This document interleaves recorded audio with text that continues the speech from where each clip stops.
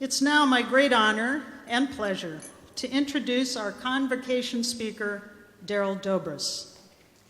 Educated as an architect, Darryl found his calling in the business world. It is Darryl's understanding of finance and investments that has made him a trusted advisor and valued supporter of our college. Darryl has unselfishly shared his knowledge of both business and architecture to further the college and its mission. Darryl's continuous participation on the Dean's Executive Advisory Committee has helped me and everyone in the college through a period of challenge and change and growth concurrent with deep budget cuts and challenges with the legislature. His business acumen has helped create the Masters of Real Estate Development program and the Bachelor of Science in Sustainable Built Environments. Darryl has provided profound support to the college by way of the Dobras Dean's Fund for Excellence, an endowed discretionary fund for support of student and faculty activities and initiatives. This fund allows the college to support worthy projects and programs that would otherwise go unrealized. Darryl has a long history of service to the UA Foundation, serving as a Board of Trustee member for 12 years, including board chair for 2 of those years, and emeritus for 14. UA Foundation created a continuing annual service award given to deserving members of the college, faculty, staff, and students in honor of Darryl and his long dedicated service to the UA Foundation. It has been my distinct pleasure to have Darryl's knowledge and expertise in support of our college. His continuous involvement during my time as dean, as well as the deans who preceded me, demonstrates his genuine interest in the college and the University of Arizona. Darryl's leadership has resulted in successful fundraising, meaningful direction, and significant advancement of our programs. Darryl does not reserve his enthusiasm for the college and the university, but he has been a valued member of numerous community organizations, all of whom have been strengthened by his integrity, level-headed wisdom, and commitment. Darryl has been a tireless proponent for downtown Tucson. He has supported economic development as well as the movement to create and establish a hub for the arts. Community involvement has been Darryl's passion, and his work with location and statewide organizations that spans decades. Organizations for whom Darryl devoted his time and energy, and I'm happy to say that I've had the great pleasure of working with him on some of these. The Downtown Tucson Partnership, the Desert Angels, the Tucson Museum of Art, the Tucson Airport Authority, the Community Foundation for Southern Arizona, and the former Tucson Regional Economic Organization.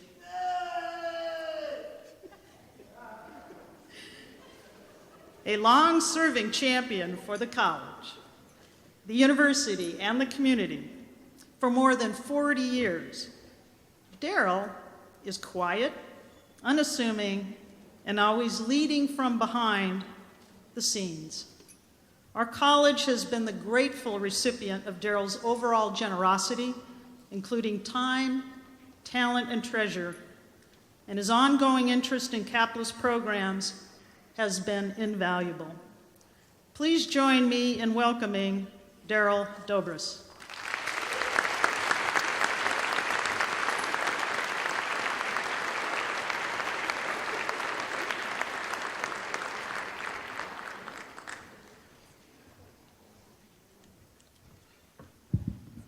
I can count on Jan to lay it on heavy, I guess.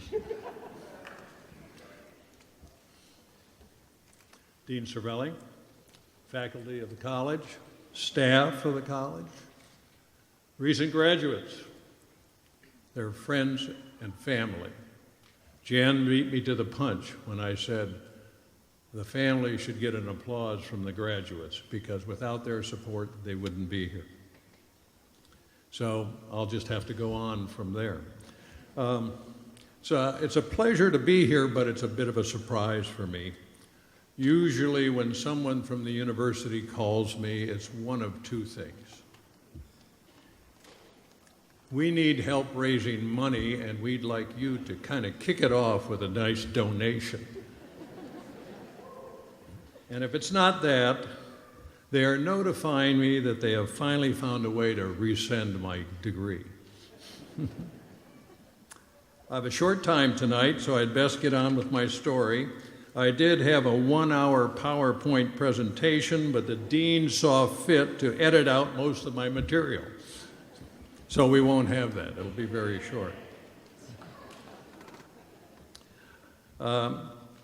Tonight is a story about my journey, and you may find some similarities in it with what you're going through. But before I start, I'm going to make this brash statement that in 30 years, no one sitting up here will be doing the same thing that they start doing tomorrow. It will all change. They will be in different places. They'll be doing different things.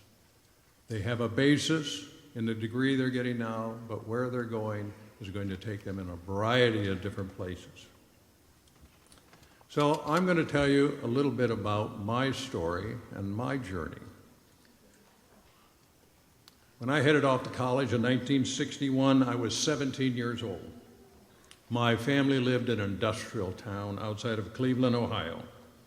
I came from a family of absolutely no college graduates. I am a first-generation American citizen on one side and a second-generation American citizen on the other side. I'm sure I share that with many of the graduates tonight. My family was basically a hard-working blue-collar family, and there was nothing wrong with that. In fact, I was very happy. I thought everyone's life was just like ours. My life was about to change. I was charged by my parents to go to college and make a better life for myself. I had no clue what to do. I had no mentors. The only college graduates I had ever met were my teachers. I did no college tours, and I had no interviews with colleges. I passed up on sending out applications to school. So one day my dad walked up to me and handed me a letter that informed me I was enrolled at Ohio State University and I would start school in September. So I did. I liked the freedom the university life gave me. I took classes that I enjoyed. I was particularly fond of mathematics, philosophy, and economics. To my shock, 4 years later, I graduated with a degree in economic geography. I had no idea what I was going to do.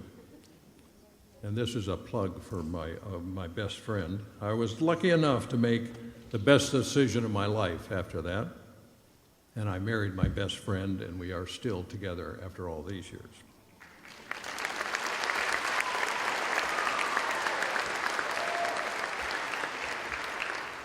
I tried law school. It didn't work.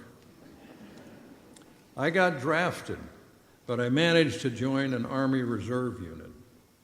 They were hard to get into in those days, and the reason was the unit I got into, it happened to have an opening because no one wanted to be in the Special Forces, and they knew the unit was probably going to Vietnam. For some unknown reason, that unit and I never ended up in Vietnam. I felt like I won the lottery. As I got out of the service, I had always been fascinated by architecture. So I applied to 3 schools in the West. I chose Arizona over Berkeley. In 1968, an ex-Army person probably wouldn't have done well at Berkeley. It was a tough time in our culture then. At Arizona, I was all in, as the poker players say. Architecture was great, problem solving with a practical solution. I worked my way through school with a few minor bumps, and I graduated in 1972, 44 years ago. I don't think any of you folks were here then. That night, I think the commencement speaker was Cochise. My step into the workforce was thwarted by an opportunity to do graduate work at Rice University. Why not, I said. Plus, we had our second child, twin girls, and it would be easy. All of you women out there probably understand that better than the men, what that meant going off with twins and another daughter. A year later, we were back in Tucson, and I had a job with a large architectural firm. I had built a vast knowledge of what I thought was unrelated information and life's experiences. My human nature, my core, my inner self was complete. I was ready for more of life's challenges. Little did I know I was just getting started, just like you are. Your core, I'm going to have to turn to talk to them, your values, your inner self, everything that makes you who you are is still being molded. Prepare yourself for the new challenges and the opportunities you now face. Learning does not end at graduation. So go out there and jump right in and go after it.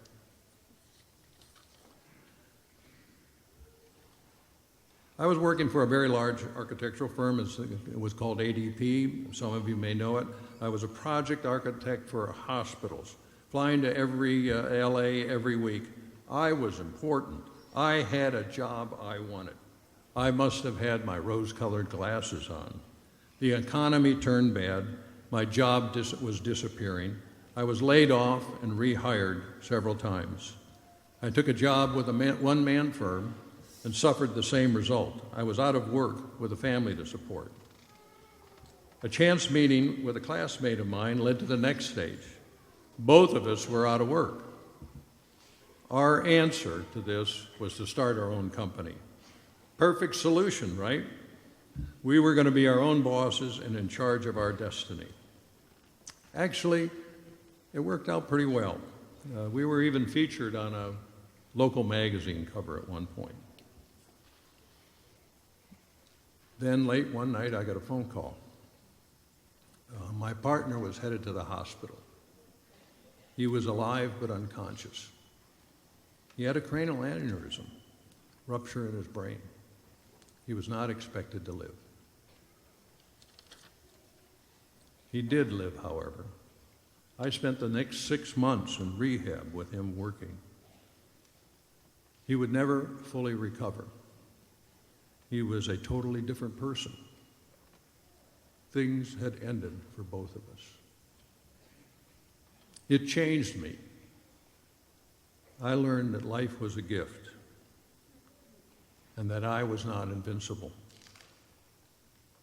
You never know how short life can be, and you should never put anything off for tomorrow.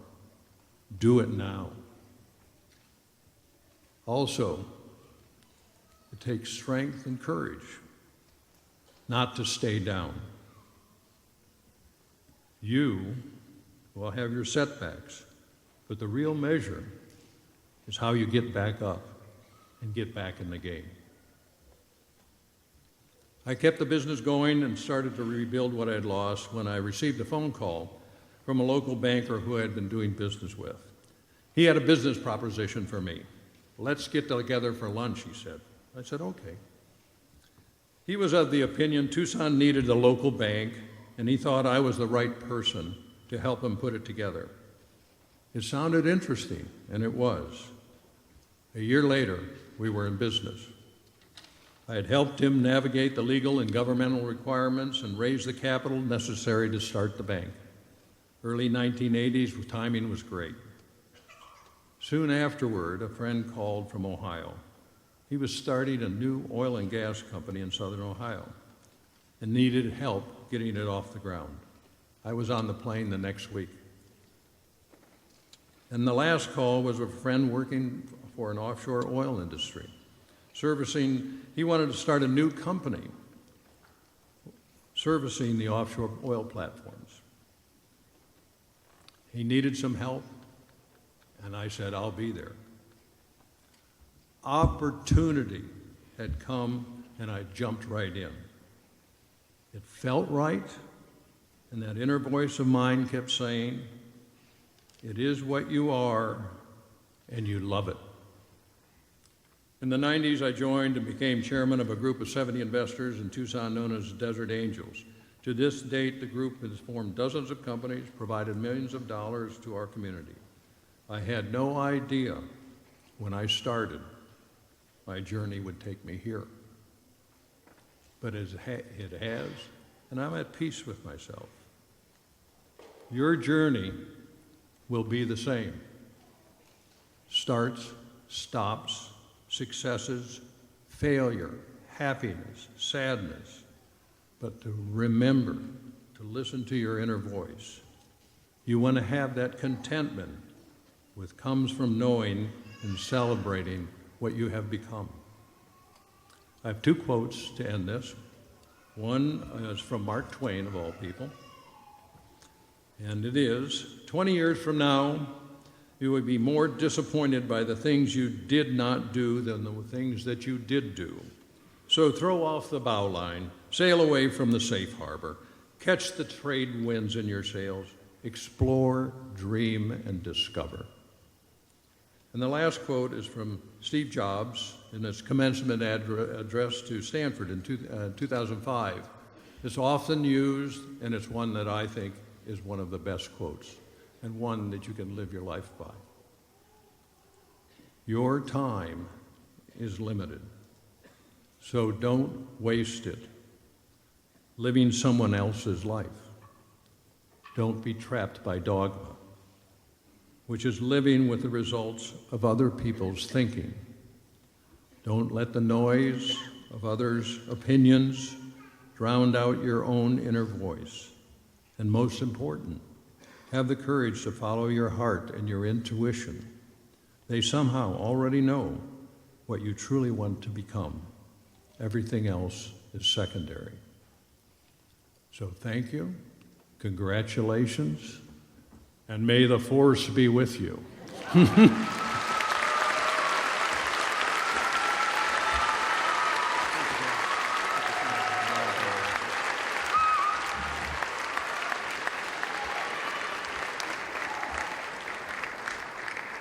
Thank you, Darryl.